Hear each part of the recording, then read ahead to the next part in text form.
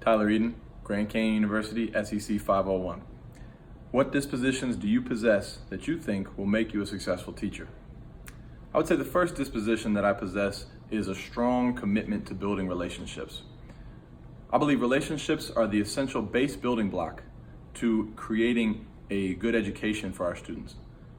The more they know you care about them, the more likely they are to care about the information you are presenting to them. Another disposition or another reason why I will be a successful teacher is in school I struggled. I did not take tests well, and I did not apply myself when it came to homework. I think having those struggles, I can relate to the students who are struggling or don't take tests well, and be able to hopefully mentor them and give them confidence when it comes to school, and also just some insight onto why it's important. Another disposition that I have is a strong ability to communicate well. As a coach, a current coach of multiple sports, as someone who's worked as a program director among many things, and now as a teacher, communication is obviously so vital. You must be able to communicate and relay the information in order for the students to learn and grow, and that is one thing that I am extremely good at. I would say another disposition that I have is I have tremendous classroom control.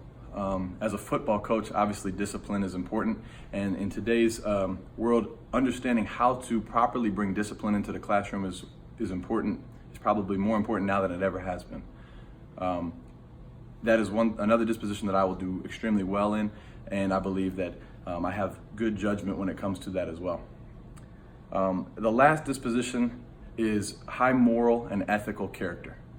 I think as a teacher, you have a direct responsibility, of course, not only to teach the material that the students need to learn, but you're also there as a role model. These students spend a tremendous amount of time with you, and it is very important that they see you as someone who is a role model and who constantly is choosing to do the right thing. Not always the easy thing, but you're staying consistent, because that's what children need. They need structure and consistency. And my moral and ethical character, I think, will serve as a strong role model to my students. Now, what dispositions do you need to work on before you enter the classroom as a first-year teacher? I would say the biggest thing that I need to work on is continuing to learn the structure of our educational system. I've done plenty of jobs and have grown, but as a first-year teacher, there's just things that I don't know, and I'm learning them every day. So just learning the structure. And I would say the biggest thing of the structure is lesson planning. Really being diligent and making sure that I have everything to a T mapped out. And that just comes with organizational skills, growing in that, and time management. But lesson planning is an extremely important thing for me to grow in, and I see myself growing in it now, but I can't wait to see the amount of growth a year from now. And what does a professional educator look like, and how do they behave? What standards guide their thinking and actions? To me, the best teachers I've ever had and the educator that I strive to be, I think an educator should be relationship based. I think it starts with a good relationship with their students. Certainly we've all had a teacher who impacted us tremendously, and it wasn't because they were really good at math. It was because they cared about you and knew exactly what you needed when you needed it, and knew to check on you, to make sure that you were doing the right things, and just took interest in your life. It's someone who has a strong knowledge. They have a strong knowledge base in their subject. It is important to be very well educated, and as someone who wants to major in English, I strive to make sure that I know everything that I possibly can to make sure that my students will know and have, because I am their direct resource. So I need to know as an educator what they need.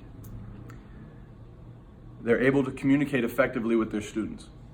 Obviously, that goes without saying that teaching is much of communicating what you want your students to know. Now, it of course is on them as well to take initiative and learn through participation and actively trying to, have a grasp on that subject matter. But you have to be able to communicate whatever it is that you need them to understand, whether it's a subject matter, a character issue, and you want them to grow in that. You have to be good at communicating. I believe they are well organized. I believe that they are someone who will go the extra mile for their students and for their class.